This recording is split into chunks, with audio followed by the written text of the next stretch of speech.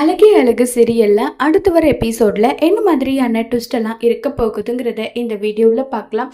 பாக்கியராஜ், மலர், மதி 3 பேரும் ஃபீல் பண்ணி உட்கார்ந்துட்டு இருக்காங்க. அப்ப மலர் சொல்லிட்டு இருக்காங்க, ரேவதி அனுப்பியிருக்கவே கூடாது. ரேவதி ரொம்ப வருத்தப்பட்டு போனா, அதை நினைக்கும் போது மனசுக்கு ஒரு மாதிரி கஷ்டமா இருக்குன்னு சொல்லி ஃபீல் பண்ணி பேசிட்டு இருக்காங்க. உடனே மதி இதுல என்ன தப்பு இருக்கு ரேவதி மேல?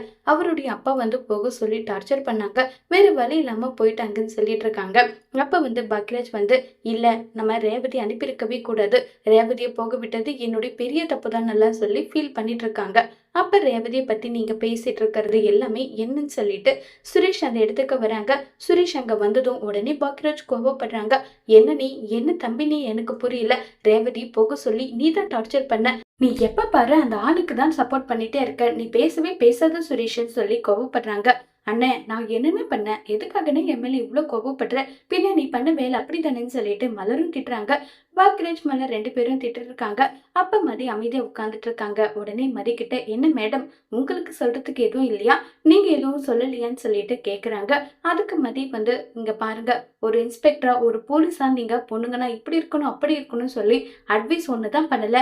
மீதி ரேவதி அக்காவா போக சொல்லி தானே நீங்களும் சொன்னீங்கன்னு சொன்னாங்க.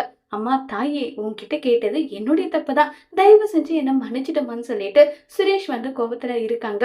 உடனே மலர் இங்க பாருடா, உன்னுடைய மாமாவுக்கே எல்லா விதத்திலயும் சப்போர்ட் பண்ணிட்டு இருக்காத, அவர் பண்ண விஷயம் தெரிஞ்சு அவ்வளவுதான் சொல்லி கேட்டுட்டு இருக்காங்க. இங்க பாருங்க அண்ணி, மாமா அந்த அளவுக்கு ஒன்றும் கோபப்படுறவரை கிடையாது.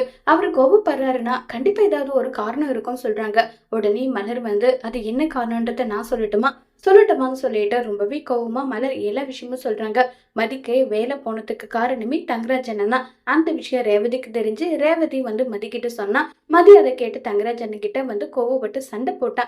அதனாலதான் எதுக்காக அங்க சொன்னேன்னு சொல்லிட்டு அடிச்சு அனுப்பியிருக்காங்க. போதுமா இந்த விளக்கம்? போதுமான்னு சொன்னதும் இதை கேட்டதும் சுரேஷால ஏத்துக்கவே முடியல. பயங்கரமா ஷாக் ஆகுறாங்க. என்ன சொல்றீங்க? நிஜமாவே மாமா தான் அப்படி சொன்னாரா? என்ன பண்ணாருன்னு சொல்லிட்டு பயங்கரமா ஷாக் ஆகிட்டே இருக்காங்க. உடனே மதி ஆமா, நான் என்னுடைய வேலை பெர்மனன்ட் ஆயிடும்னு எந்த அளவுக்கு கனவு கண்டு வச்சிருந்தேன் தெரியுமா? அந்த கனவு எல்லாமே இப்படி ஸ்பாயில் ஆயிடுச்சு. அதை நினைக்கும் போது மனசுக்கு ரொம்பவே கஷ்டமா இருக்குன்னு சொல்லி வருத்தப்பட்டும் ஃபீல் பண்ணியும் பேசிக்கிட்டு இருக்காங்க. இதை கேட்ட பாக்கியராஜுக்கு இன்னும் பயங்கர கோவம் வருது. அவர் செய்யற ஒவ்வொரு விஷயமும் தெரிய தெரிய எனக்கு வர்ற கோபத்துக்கு அவரேன்னு சொல்லிட்டு அவ்வளவு கோவப்பட்டு பேசிட்டு இருக்காங்க. சுரேஷால இதை ஏத்துக்கவே முடியறதில்ல.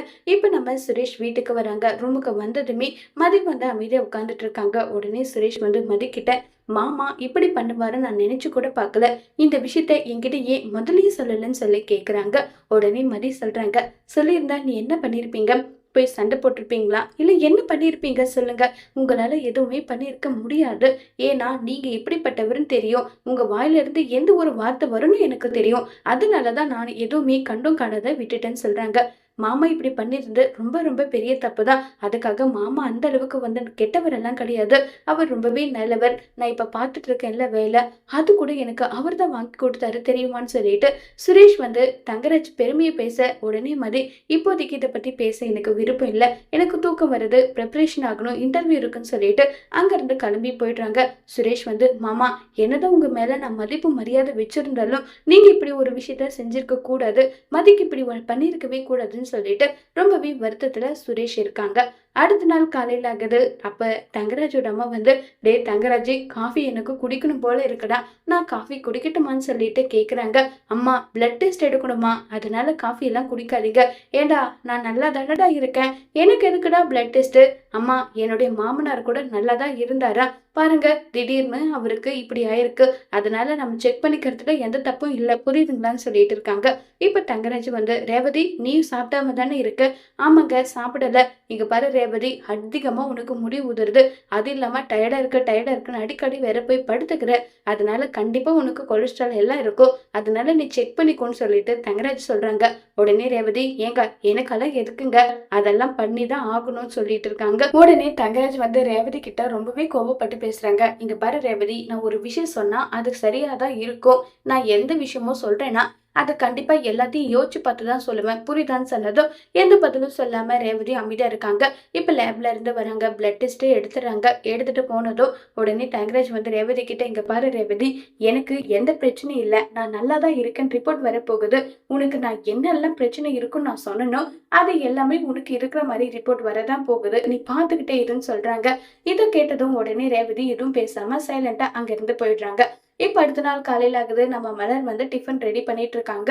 அப்ப நம்ம மதி வந்து குளிச்சுட்டு வந்து, "ஏங்க நீங்க ரேவதி அண்ணிக்கு கால் பண்ணீங்களா? அவங்களுக்கு மெசேஜ் போட்டேன். இருந்தாலுமே அவங்க எந்த ஒரு ரிப்ளையும் பண்ணல. தங்கராஜ் அண்ணி எதுவும் போயிட்டு அவர பண்ணலையா?" எனக்கு இத கேட்டது ரொம்ப ஷாக்கிங்கா இருக்கு. ஃபோன் பண்ணலையான்னு சொல்லிட்டு கேட்குறாங்க. "இல்ல தங்கராஜ் அண்ணன் இருப்பாருன்னு சொல்லிட்டு நானும் பண்ணல. இல்ல எனக்கு ரொம்ப டென்ஷனா இருக்கு. அதனால தான்" சொன்னதும், "சரி ஒரு நிமிஷம் இரு. ஃபோன் பண்ணி பேசிடலன்னு" சொல்லிட்டு ரேவதிக்கு கால் பண்றாங்க. "அண்ணி சொல்லுங்க அண்ணின்னு" சொன்னதும், "இல்ல நேத்து வீட்டுக்கு போனதுலேருந்து நீ ஃபோனே பண்ணலையா? ஆமா அங்க எந்த ஒரு பிரச்சனையும் இல்லைல்ல? உன்னுடைய புருஷன் உன்கிட்ட சண்டைலாம் எதுவும் போடல தானேன்னு" சொல்லி கேட்குறாங்க. "அண்ணி நிஜமாவே அப்படியெல்லாம் பேசல. என் மாமியார் கூட கொஞ்சம் குத்துணும் குடைச்சலுமா பேச ஆரம்பிச்சாங்க. அப்படியெல்லாம் அவள பேசாதீங்கன்னு சொல்லி என் புருஷன் சொல்லிட்டாரு அண்ணி. இது என்னால நம்பவே முடியல. எனக்கே பயங்கர ஷாக்கிங்கா இருக்கு. அந்த அளவுக்கு அவர் பேசினாருன்னு" சொல்றாங்க. இத கேட்டதும் மலர்மதிக்கு ரொம்ப சந்தோஷமாயிடுது. சரி இனிமே எந்த ஒரு பிரச்சனையா இருந்தாலும் ஃபோன் பண்ணி சொல்லுங்கன்னு சொல்லிட்டு ஃபோன வந்து கட் பண்ணிடுறாங்க. உடனே மலர் வந்து கேட்குறாங்க, "என்ன மதி குளிச்சுட்டு புடவையெல்லாம் கட்டிட்டு இருக்கேன்றாங்க. ஏங்க ஒரு வேலைக்கு இன்டர்வியூக்கு போறேன்னு சொன்னேனே உங்ககிட்ட சொல்லலையா?" "எங்க சொன்னேன்? இன்டர்வியூக்கு அப்ளை பண்ணியிருக்கேன்னு தான் சொன்னேன். இன்டர்வியூக்கு கூப்பிட்டாங்கன்னு சொல்லவே இல்லையேன்னு" சொல்லி கேட்குறாங்க. "இல்ல நடந்த பிரச்சனையில மறந்திருப்பேன் போல. நானு இன்டர்வியூக்கு போகணுன்றாங்க." "இங்க பாரு இப்ப ரேவதிக்கு எந்த பிரச்சனையும் கிடையாது. அவ ரொம்பவே நல்லா இருக்கா. அதனால நீ எத பத்தி யோசிக்காம இன்டர்வியூ அட்டெண்ட் பண்ணு. கண்டிப்பா நீ ஃபர்ஸ்ட் கிளாஸ்ல பாஸ் ஆகிட்ட. உனக்கு இந்த வேலை கிடைக்கும்னு" சொல்றாங்க. இது கேட்டு ரொம்பவே சந்தோஷமா மதி அங்கிருந்து கிளம்பி போறாங்க. அப்ப நம்ம சுரேஷ், "என்ன காலையிலேயே ரெடி ஆயிட்டு இருக்கேன்னு" சொல்லி கேட்குறாங்க. "இன்னைக்கு ஒரு இன்டர்வியூக்கு போக போறேன். அதனால தான் ப்ரிப்பரேஷன் பண்ணிட்டு இருந்தேன் நைட்டு. இப்போ ரெடி ஆகிட்டு இருக்கேன்றாங்க." உடனே சுரேஷ் வந்து, "ஆல் தி பெஸ்ட். இந்த வேலை கண்டிப்பா உனக்கு கிடைக்கும். எப்பவுமே உனக்கு துணையா நான் இருப்பேன்னு" சொல்லிட்டு சுரேஷ் முதல் முறையா நம்ம மதிக்கு சப்போர்ட் பண்ணி பேசுறாங்க. இது கேட்ட மதிக்கு சொல்றதுக்கு வார்த்தை இல்ல. அவ்ளோ சந்தோஷமா, "நீங்க எனக்காக ஆல் தி பெஸ்ட் சொல்லியிருக்கீங்களா? ரொம்ப நன்றின்னு" சொல்லிட்டு மதி கை கொடுக்குறாங்க. இவங்க 2 பேரும் இதே மாதிரி அண்டர்ஸ்டாண்டிங்கோட அவங்களுடைய வாழ்க்கையை தொடங்குவாங்களா இல்லையங்கிறத வரப்போற எபிசோட்ல வெயிட் பண்ணி பார்க்கலாம். Thank you.